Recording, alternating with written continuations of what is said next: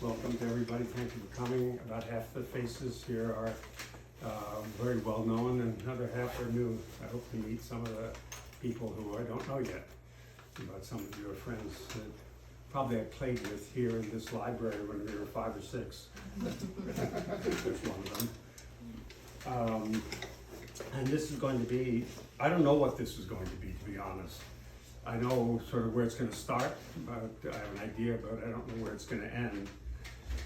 The topic that I'm going to be talking about is death and loss and grief and the process that I went through. I'm guessing just sort of looking at the average color of the hair. And, dyed. Huh? That's dyed? Dyed hair, or we're speaking about death again. That most of you have been, or many of you have been through some form of heavy loss and heavy grief, and those of you who haven't, almost certainly will. I know just from my own experience with this, and I call it a journey. Those of you who've been through it, maybe that's an appropriate metaphor for you as well, but certainly I can tell you that this last 2.5 years since I lost Carla, I think about half of you again knew Carla. And so when I say good things about her, you'll know that I'm not exaggerating. That I had no clue whatsoever, even having lost parents and lost other people, but I had no clue what was waiting for me. And I have weaknesses, I have strengths. I think I know what some of both of them are. And I raised 4 children, so I know a lot about my weaknesses. And, 3 of them were, for 10 years I had 3 teenagers.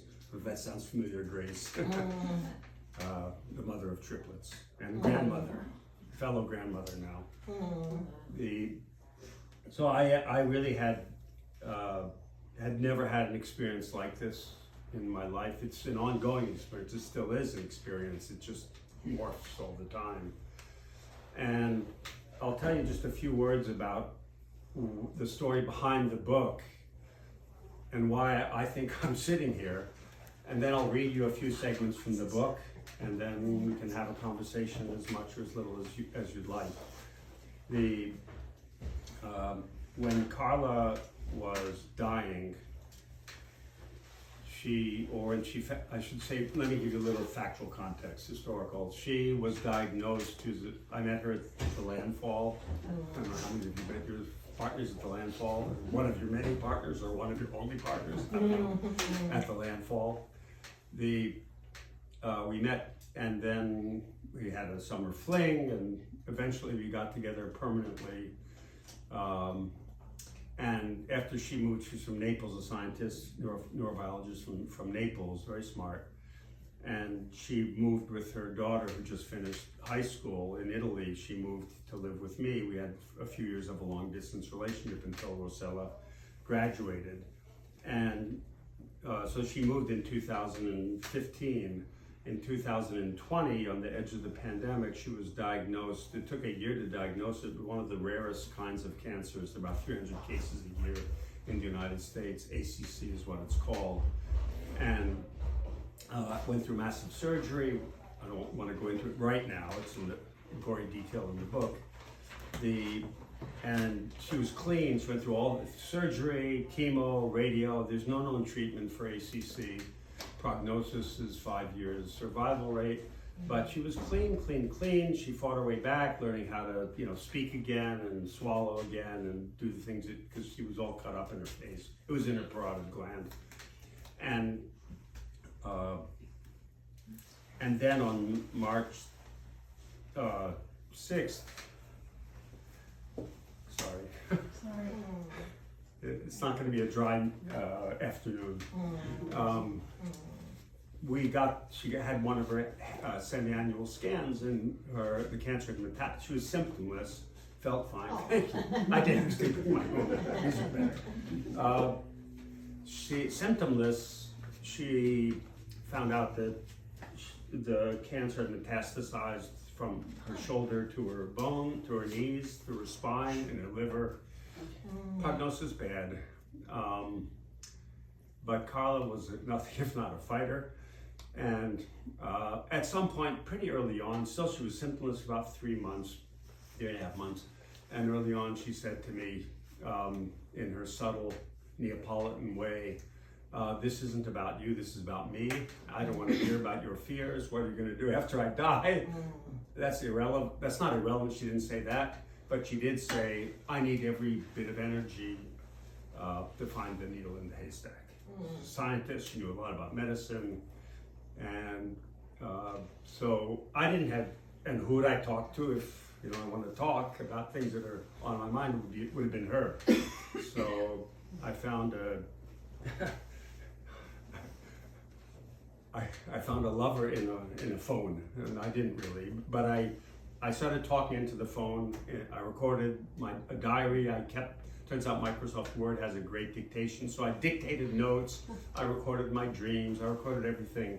Not everything, but a lot, and that carried on. It became kind of a habit. And about 1.5 years after she died, I got up one morning, and I just said, I'll put this together, I'll start writing. And I started writing, and I've written a lot in my life. And I just couldn't stop for about 4 or 5 weeks. It just felt so good. I cried all the way through because I was reliving everything. And I also had to go back to the records and figure out what was factual and sort of like the chronology. If you've been through it, it's very fuzzy. All that, you're in a battle in a way, and you don't really keep track of time. At least I didn't. And so that was behind. And then about halfway through that, about 2 or 3 weeks into that, I said, well, this might be an interesting story for other people to read. And I went back and forth with myself, do I really want to publish this as a book? It's a very, very short book, as you can see. Do I really want to publish this as a book? And I thought about that, and I consulted with my kids, and I decided that yes, I did. And I'm still not 100% sure why. But I think one of the reasons why was to be known. And one of the things that I discovered, because that was part of what was missing for me in my process of grief, was I felt that very few people knew what I was going through. Yeah. And I wanted them to, and a lot of them didn't, or I didn't know that they knew. So that's why I published the book. That's one reason anyway that I published the book. It's available. I priced it as low as Amazon. I didn't do it to make money, that to be clear, because I won't make money. I think I made 20 cents a copy. And then I wanted people to read the book because I wanted to be known. We can talk about that if we get into it, because the feeling of not being known is very much tied to my childhood here in Woods Hole. Part of it is my childhood in my family, but part of the childhood in Woods Hole. And I actually think that one of the things I discovered for myself, and I think it's universal. I read everything that Abraham Maslow ever wrote. I studied psychology, and he missed one of the needs, and that is, I think that we have a need to be known the way we know ourselves. At least I think that. So let me read to you. And I'm sure I'll have trouble getting through it without tears, but I'm going to read to you just, I was trying to think, it's a short book and has 24 or 5 very short chapters, and as I was trying to choose which one which one do I read, they're all very short. I remember that I had a 22-course meal once at a restaurant called Noma. Maybe you've heard of it. I'd gotten to know Rene Redzepi personally, and for some work that we did together. And so I got into the restaurant, and it was a 22-course meal. Every meal was every course was extremely small but exquisite. So I was trying to think, which one do I choose? This, and it makes me feel the same way. I really, really, really, really like. I write well, and I really like every one of these. And you can't imagine how many times I've read the book and how many times I've listened to it. Not too many times, listened to it. And I narrate it, by the way. So the first chapter I'll read, maybe just part of it, we'll see how far we get, is called Death. Surprise. "E morta, e morta," Benya shouted, rushing out of Carla's room at 7 a.m. with tears streaming down his flushed face. It was December 7th, 2023, and Carla was my wife, Benya's younger sister. Carla was 52 years old at death at the end of a 4-year battle with one of the rarest untreatable cancers, ACC. In 2020, 3 teams of surgeons at Mass General Hospital had opened her face and cut all her facial nerves to remove the tumors around her cancerous parotid gland. After struggling for almost a year, mostly regaining the function of her face and throat, Carla had been clean until symptomless. The periodic scan on March 6, 2023 revealed extensive metastasis in her bones and liver, virtually ensuring her death. Now at hospice in our house on Hilton Avenue in Woods Hole, since Thanksgiving, Carla had been increasingly drifting in and out of awareness for 3 days in that telltale final period when the cancerous liver poisons the brain with unmetabolized ammonia and other chemicals. This is my pseudoscience I'm using. The moment, because I may have some inaccuracies here, it's what I thought. The moment that I knew for weeks would come had come. Grabbing Carla's still warm hands and anything else we could cling to, the 3 of us, Benya, Rosella, her daughter, and I, cried out, "I don't believe it. Non ci posso credere. I can't believe it. It can't be. Non può essere." My son Tal, the last person to communicate with Carla, had just flown in 2 days before. Too overcome to see Carla lifeless, he stayed in the other room. I smashed my face into her body to smell the mix of Carla and jaundiced urine. Then, zooming out, I arranged her grimace into a smile before rigor mortis set in. Carla's hands started to get cold. I took a photo with my shaking phone. I called the hospice nurse to come and establish the time and cause of death and dresser. Cleaner and dresser, I should have said, but you know what I mean. I disconnected her breathing tube and turned off the oxygen machine. For exactly 9 months, I knew this dreaded moment would come, and I'd been preparing. I was ready. I wasn't ready at all. Yeah. I'll read a little bit more. Yes. Yeah. I don't want to read the whole book because Okay. It takes 2.5 hours to read. It was a lot of work for Carla to die. So many things happened in those incredible last 13 days at home. As her failing liver released ammonia into her blood, and together with other toxins accruing in her brain, choked off her brain and her life. Carla transitioned from fighting for her life to accepting her death. In those horrible last 13 days at home, Carla started to have periods of fading out, appearing to doze off at any time. The dosing periods became more frequent and longer by the day until December 7th, when she didn't wake up. In those first 3 days, Carla quietly but seriously made 3 declarations to me when we were alone. The first declaration was, "Love, I'm now ready to die." My gut nodded. The next day she told me, "Love, you're now completely in charge of my health and will make all my health decisions." My gut nodded again. Carla knew a tremendous amount about medicine and was the go-to healthcare advocate for her family, my family, all her friends, and of course for me. At least a dozen people regularly sent her their blood work to interpret. She remotely took care of her father's cognitive impairment and was involved in the care for a younger brother who had been born with severe Downs. Carla had read the scientific papers on cystic fibrosis because one of her relatives had it. My 4 kids and their partners regularly consulted her before making any healthcare decisions. Carla created slide decks to teach my daughter through her first-year physiology and anatomy classes of her osteopathy training. Carla was my go-to health expert Two, I once surprised my primary care doctor by bringing her to sit in during one of my annual physicals. Love, you will make all my medical decisions for me from now on. Punctuated by a wag of her long, Giacometti-like finger. I gulped. The third declaration was, love, despite your weaknesses, I still love you. Those 8 words contrasted everything Carla had said to me.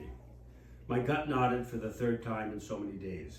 She uttered it frailly, and at first I wasn't even sure I heard her correctly.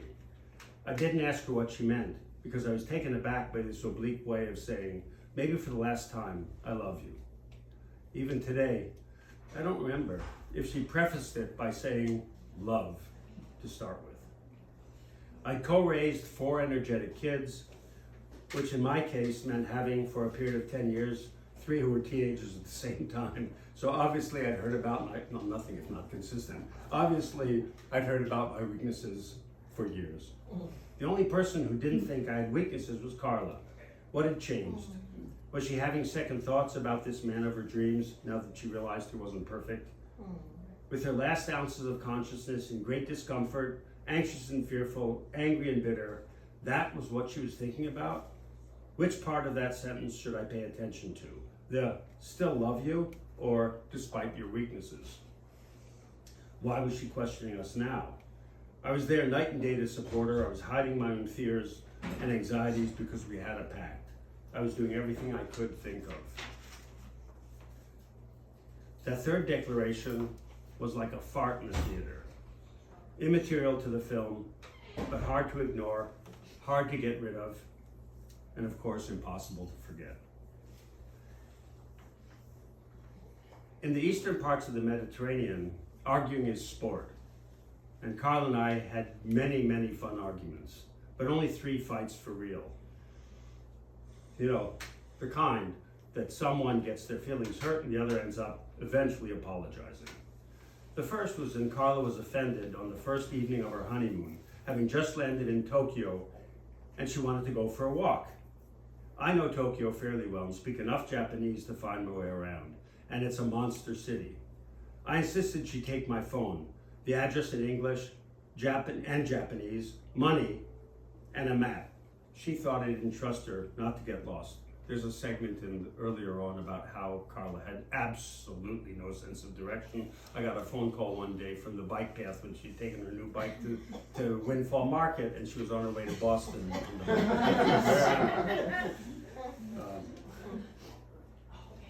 She thought I didn't trust her not to get lost. I lectured her on how confusing Tokyo was. Carla, the woman who doesn't know north from south, is going to take on Tokyo. Being right didn't mean I shouldn't apologize. The second fight was when I pushed her to end a visit with Anna, her elder sister, because I was anxious that we would be late for our pre-flight COVID test to fly home from Greece. Again, being right didn't mean I shouldn't apologize. The third fight was in late October. Now, with a commode next to her bed because she could only walk a few steps, aided by a walker, lying in bed in her own room on the first floor, she became snippy and then nasty. You didn't do this the way I asked you. You got the wrong medicine. Why didn't you ask for it then? After 3 days of this, I couldn't hold it anymore. Carla, you're pushing me away, making it hard for me to take care of you or be with you. I didn't say it quite as nicely as that. Carla paused for a few minutes. And she pouted for a few minutes. Love, I'm so angry, so bitter, so betrayed. I wrote in my marriage vows that I always felt I was born under an unlucky star until I met you. And now again, I feel cursed. That's what I'm fighting inside of me. I can only let it out on you. There's no one else. I rely on you and I trust you. The only alternative is to hate myself. Even in a fight, I ended up loving her more.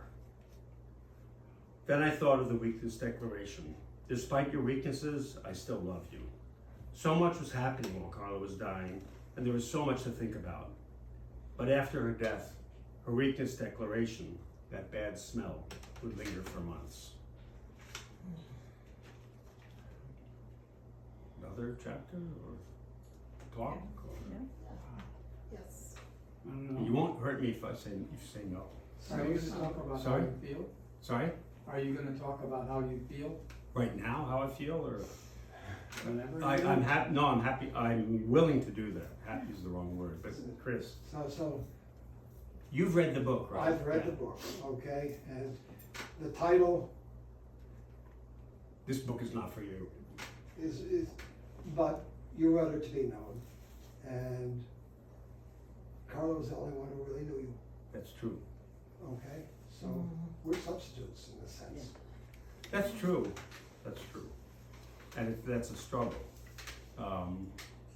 I'd love to have a conversation about, because I've thought a lot about it, I've done some speaking about it, about this desire or need or drive to be known.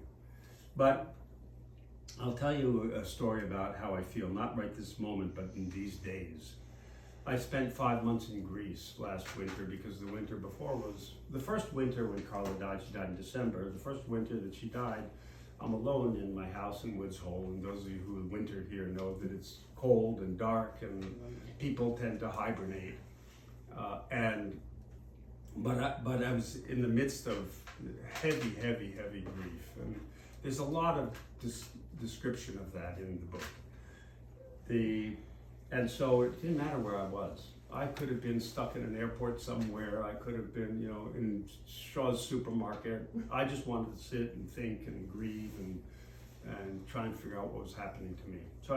So that was one winter, and the second winter was tough because I don't know. Some of you have been in my house. I have pictures of Carla everywhere, and I like that.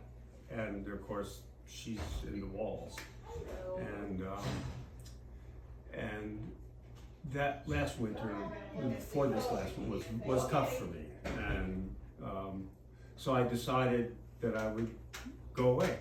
Not go away exactly, because I have family in Israel, I have grandchildren in Israel, I have family in Greece. Anna married a Greek guy, so she lives outside of Athens. But Carla's elder sister basically raised her because their mother died when she was 12. And in Napoli, I have family in Napoli through Carla and friends of Carla. So Athens, Greece, and I have dear friends. I worked in Istanbul for a long time.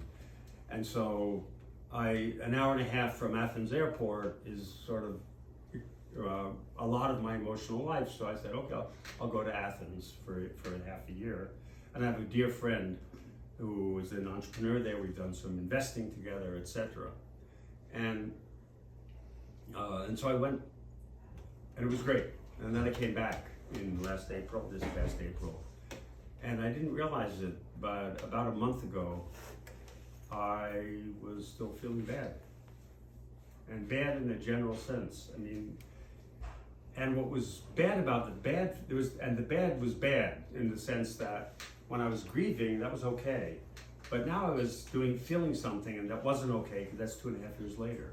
And I know people told me, you don't get over it. But there was a voice inside me that I didn't pay attention to at first, which said, stop it, get over it. And when I realized that, I have a chapter about my emotional Sherpa. His name is Steve, amazing guy. And he's about in his mid-80s, so I called up Steve. I said, Steve, I need you. And so he made himself available. He's a clinical social worker, he's retired. He knew Carla. And so we had a talk, and most of that talk was about the fact that so one thing that I learned, again, my fake understanding of physiology or whatever, is muscle, you have protagonist, antagonist muscles, and you have antagonist muscles to keep you from getting injured, I guess. Don't contradict me, I know I'm wrong, but that's okay. It's more or less that, okay, right? It's directionally correct. And I felt that I had this antagonistic emotion that was saying, I'm grieving, and I miss her. It's a different quality tone of grief, but there's this other muscle that was hurting me by trying to stop that. I wasn't aware of it. And then I was, after I sort of had the chance to think it through with Steve. There's a great chapter about it in the book. All the chapters are good. And so I think I'm honest with myself, or more honest with myself about the fact that it's okay. First of all, I have read the book. It's a good book. Thank you. In the book, you actually. Can you hear, Alan? Yes. You asked, you almost demanded that people tell you about their problems, Yes. about Their the grief, deaths their that grief, they have. yeah. You wanted that. You didn't want Yes. commiseration, commitment. Yeah, I think I Talk want to about read that. that chapter. Yeah, I'll read that chapter. Let me read it. I wanted to. I started earmarking. I earmarked every chapter in the book. So, there's a chapter. It's called Friends. And by the way, I'll say some things about friends here, and it sounds like I'm being critical, and at first I was hurt, and I was surprised and to some extent shocked by the way some of my best friends responded to me. I found myself responding exactly the same way to someone else who died, who was grieving. And so I criticize, as one of my teachers used to say, you're pointing a finger at one person, but there are three pointing back at you. I think it was because of a death taboo. There's a chapter called Taboo. Of a death taboo that people simply stayed away. Of my dozen or so close neighbors in Woods Hole, none, that it means no one came to say goodbye to Carla before she died. I'm talking about the physical neighbors, not the summer people. And only one came briefly to the memorial at our house. One brought over an unsolicited loaf of bread he baked after Carla died. One. When I'm dying, I'm sure I'll remember each act of awkward acknowledgement. It seems odd because they're so small, but they're significant. The bread maker, Jonathan, had given me the best gift, a piece of himself. And he crossed an invisible line to be with me, even for just a minute. None of my other immediate neighbors, I'm talking about year-rounders, behaved as I apparently had expected. No knock on the door. No, can I send flowers? With one exception, is there anywhere to donate in Carla's name, sitting here in this room? No, can I cook for you this week? No email or text message. When I happened to run into them on our little dirt road, they were as empathic as could be, sincerely expressing their sadness and sympathies. But only a few got into the down and dirty with me, helped wipe up the emotional mess, or even acknowledged it. I watched from a distance, puzzled, not hurt. My professional colleagues, my teammates, stayed away. We're professional peers.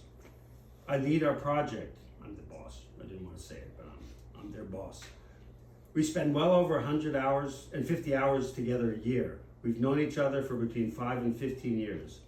They had kind, sincerely sorry words when we happened to have a professional Zoom meeting the week following Carla's death.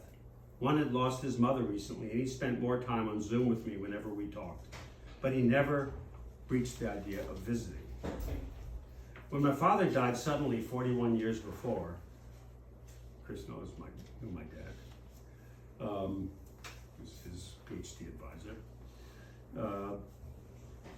My Harvard colleagues came over to my house and sat with me. In retrospect, I realized that all three of them, Todd, Jeff, and Cal, were Jewish. 41 years later, I remember their act of empathy. I remember where we sat in my little Cambridge apartment. I remember the dean wrote a handwritten note. I'll remember it when I myself am dying. Was it they were simply afraid? Was the taboo of death so strong? Were they afraid of the powerful feelings death evokes? Was it that outwardly I seemed to be so much in control? Is it possible that they didn't like or respect me enough to bother? Was it the lack of commonly accepted rituals for how to mourn and express condolences? Was there reticence to cross the invisible line of intimacy? I can just say it. I mean, if I had to choose today, it'd be the latter too. It'd be the fact that, first of all, we don't have common rituals for mourning. And Judaism, and I'm not religious, but I've been around enough dead people who did around religious ceremonies. It's very highly regularized. I'm sure there are a lot of religions and cultures in which the mourning process is very set out. So I think that's one reason, and that's sort of the mourning side, but there's also the grief side. And I think that grief, if someone cries in front of you, or at least certainly in front of me, you can't remain indifferent. You either have to go away or you have to get closer. You can't just stare there while they're crying. It's your reflex. I think all of our reflex is to hug the person or run away. But hug the person, I don't know this person. That's not my best friend. That's just somebody I know, my neighbor. We don't hug each other. So I think it's more it's those two things together. What Alan's referring to is another phenomenon that I found really interesting, and in retrospect interesting, that's a very neutral word, but I was really, really hungry for stories when Carla died. The only thing I wanted to do, that I really, other than just sit and cry and go through her stuff, was to hear people's stories. I knew a few people who I knew they lost loved ones, and so I contacted sooner or later every one of them to sit down and just hear their stories. And everything else that people wanted to interact with me, I didn't want to do it. I didn't want people to ask me, how are you doing? By the way, I know that some of you ask, how are you doing? And it's a reflex. I do it too. By the way, let me tell you the story this just happened to me a few weeks ago. A very close friend of mine died. He was a Harvard colleague. He died 9 years ago. He had been fighting cancer, and I had lunch with him after he'd gone through all the therapy, and he seemed to be doing fine. And the way he talked about it, he was getting on the mend, whatever that means, and then cholesterol Juma. And I went away somewhere for a long trip, and I read in the newspaper that he died. But I was out of the network. I taught classes with him, but I wasn't in his academic circle. No one told me there was a memorial. There was a big memorial. There are a lot of things. He's the only person I know, and a very dear friend who had actually a obituary page in The Economist. The best part of The Economist is the obituary page. So I read about him there. And I'd been to his house. I'd never met his family. I'd heard a lot about, we used to go out drinking together, among other things. And I'd heard about his family and his son and everything. And I'd been to his house once when he was recovering in his basement, but I didn't remember. It was in Huron Village. I drove around the block a few times trying to recognize it. I couldn't recognize the house, and I just gave up. And about a month ago, I just said, Dan, you did what you didn't want other people to do. Yeah. So I swallowed my pride, and I wrote to his wife, Allison. I never met her. I found her. You can find anybody. And I wrote to her, I said, first, I'm so sorry. And I just, I was trying to get her to take some of my guilt from me. She was very understanding. I said, at least maybe you take some consolation in the fact that this is 9 years, almost 10 years after he died, and now no one's doing this anymore. So, and we met, and it was my own, I could have found her. I just didn't try. So it's me too. So I did want to hear those stories. I'll tell you one very interesting, this is in the book. I won't read it, I'll just tell it to you. When about a few days after Carla died, I just wanted to have these big pictures of her all around the house, 12 by 16 pictures. I found these wooden frames at Michael's that fit our decor.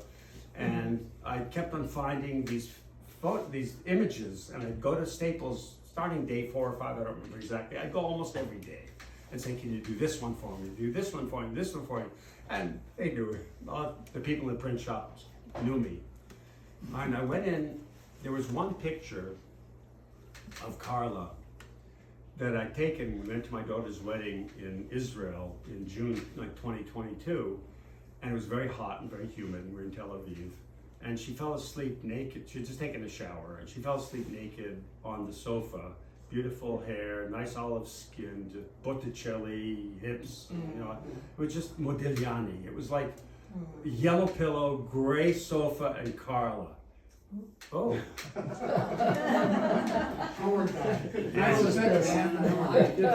She's here. Yeah. Yeah, here she comes. Yeah. Yeah, I fantasize that as well.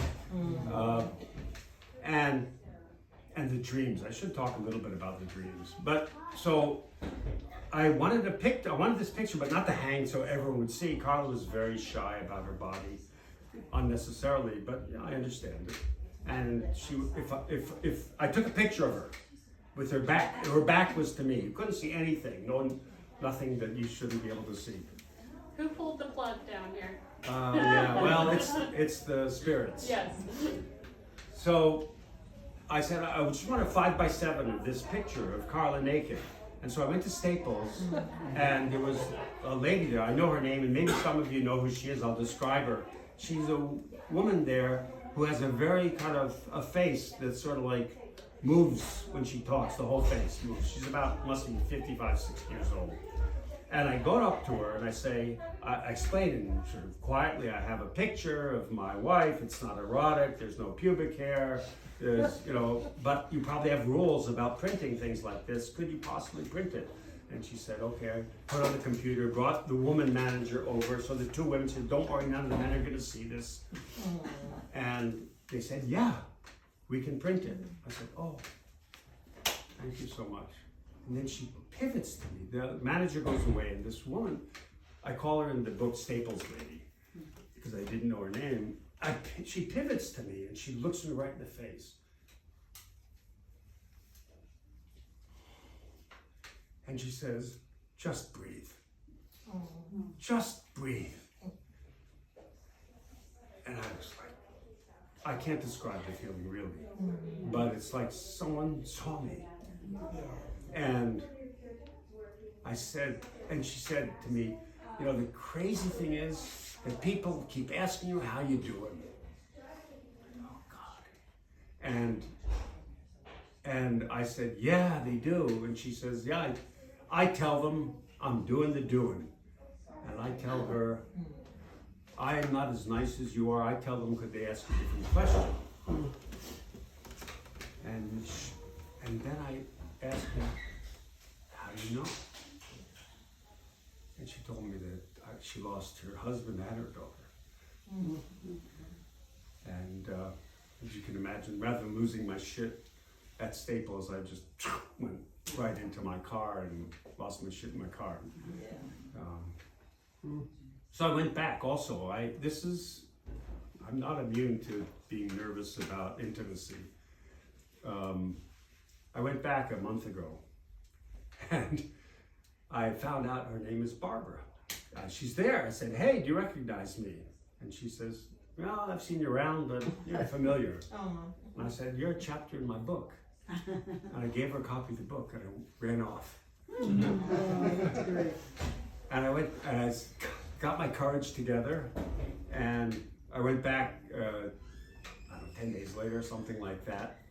And I said, did you read the book? And I can't describe her expression and the emotion that she conveyed to me. It's like, I don't know, she will never forget that, that's for sure.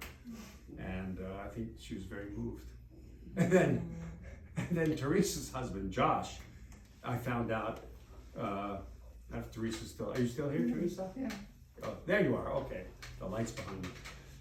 He told me that he went a week or two after that to talk to her because I told him the story and he had read the book. So he went in and had this long conversation with her about, I don't know what, the book, death, dying, something else.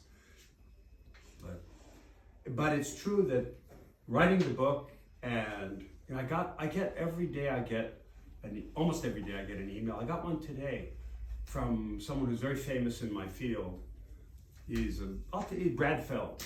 I don't know if you know him, in the field of entrepreneurship, written a lot of books. He's an entrepreneur, very well known. He created something called Techstars, and I've met him, and he wrote anyway, he writes me and he says, I just got a copy of your book. Thank you for writing it. And he's written about mental illness and entrepreneurship. Very interesting guy. And that's, wow. And then 2 or 3 days before that, Danny Birnbaum, who was the CEO of SodaStream, I don't know if you, I know Danny, and he also wrote me a long, the conversations that this book has created for me have been just worth it completely.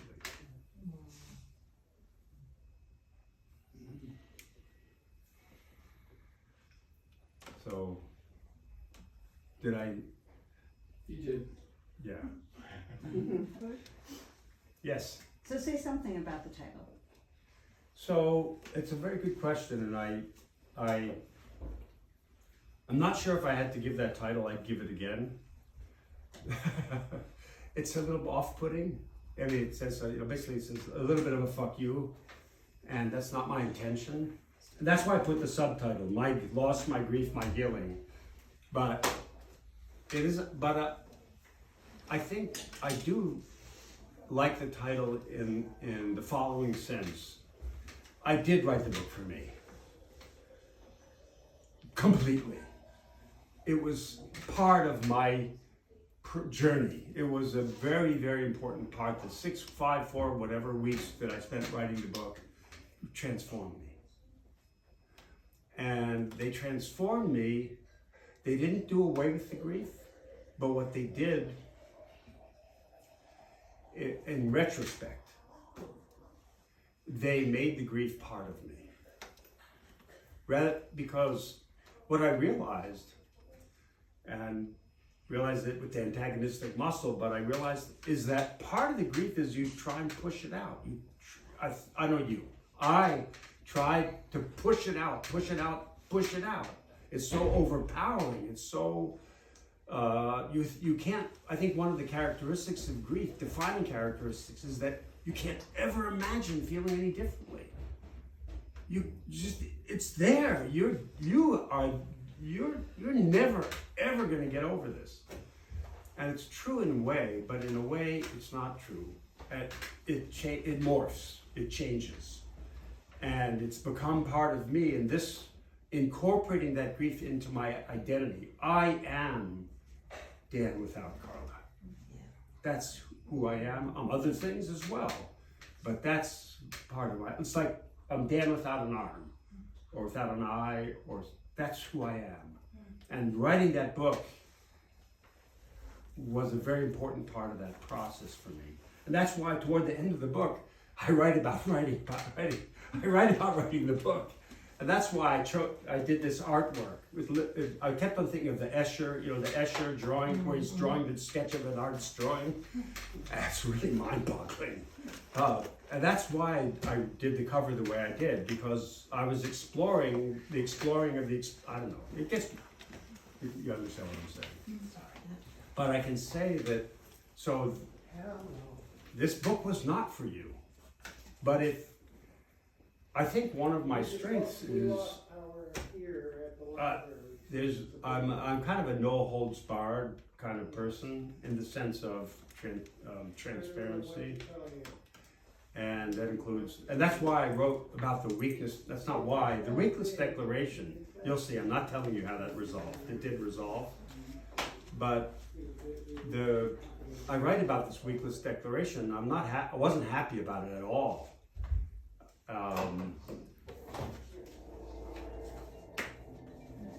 And I write about other mistakes that I think I made. There was some things that I think I screwed up. And I wrote it for me, to just put it out there. And I wanted to get it accurate also from an emotional point of view. But if I am really grateful in a way that Carla said, It's your problem. Don't tell me about your problems. You'll figure it out. I'm kind of grateful because there's no way I would have remembered all this stuff. I wrote down dreams. By the way, I've heard this from one or two other people, but it took me weeks before I had dreams about Carla, and the dreams that I had were terrible. She was rejecting me in every single dream. We were getting a divorce. She was ignoring me. She had another boyfriend. She was getting remarried. She was just walking away from me. Oh, you wake up from those dreams like feeling like shit because it takes you a couple of minutes to realize that they're dreams. And thank you, see? And then you wake up. And you know, the music, you've probably had the experience of you get a song sort of gets stuck in your head. And the first song that got stuck in my head was the beautiful Freddie Mercury song about Don't Leave Me, Broken My Heart, and You've Left Me. What's the name of it? Love of My Life. That was the first one that just got jammed in my brain, probably about 2 weeks.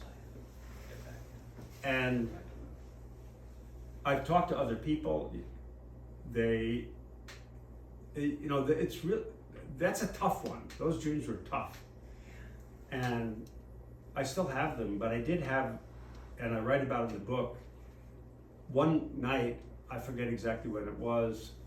I said to myself, "I want to dream about Carla, but I'm going to change what happens in the dream."